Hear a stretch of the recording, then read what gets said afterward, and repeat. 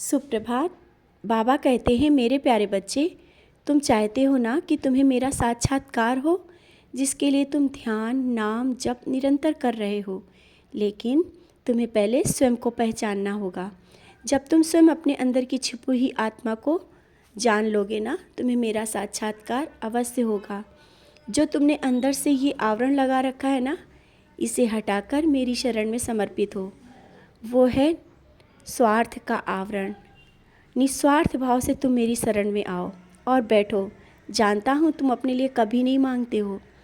बच्चे, तुम जिसकी ओर देखकर अपने अंदर वो भाव भी ले आते हो ना, मैं वो सब देखकर पहले ही पूर्ण कर देता हूँ और पूरी कोशिश करता हूँ।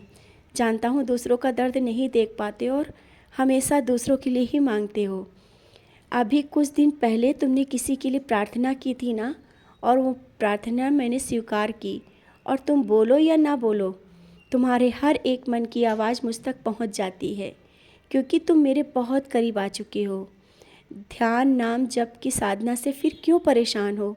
तुम्हारा ये कार्य होगा या नहीं, इस बात को लेकर परेशान मत हुआ करो। जिस तरह से तुम मेरी सेवा और भक्ति तुम कर रहे हो ना, मैं तुम्हारे वश में हूँ। तुमने अपनी सच्ची भक्ति से बहुत ही अपने करीब कर लिया है।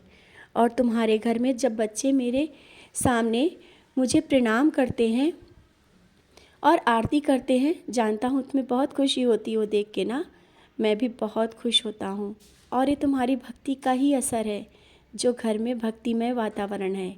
लेकिन आज मैं तुमसे उन छोटी छोटी गलतियों को समझाना चाहता हूँ, जिसके कारण तुम्हारे घर में कुछ परेशानियाँ थोड़ी चल रही हैं। तुम जब घर के अंदर आते हो तो अपने चप्पल और जूतों को घर के बाहर इधर उधर क्यों फेंक देते हो? तुम्हारे घर जब कोई प्रवेश करता है तो पहले उन्हें चप्पल इधर उधर दिखती हैं, जिससे घर में नकारात्मक शक्तियों का प्रवेश होने लगता है। तो हमेशा याद रखना, अपने चप्पल जूतों को अच्छे से रखो और घर के सामान को भी व्यवस्थित रखो।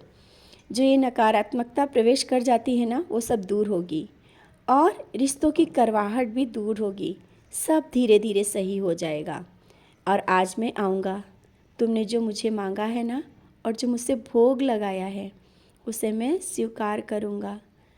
और आज मेरे भोग में मीठा अवश्य बनाना। मैं तो तुम्हारे हाथ का भोग खाने किसी भी रूप में आ सकता हूँ।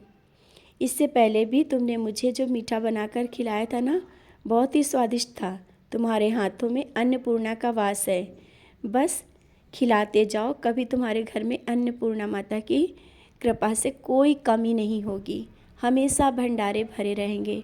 जिस तरह से तुम दूसरों को खिलाकर खाते हो, मुझे भोग लगाकर ही खाते हो ना, मैं तुम्हारे हर एक कार्य को देख रहा होता हूँ।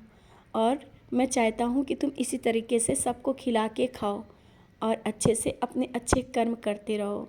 सदा खुश रहो, मुस्कुराते रहो।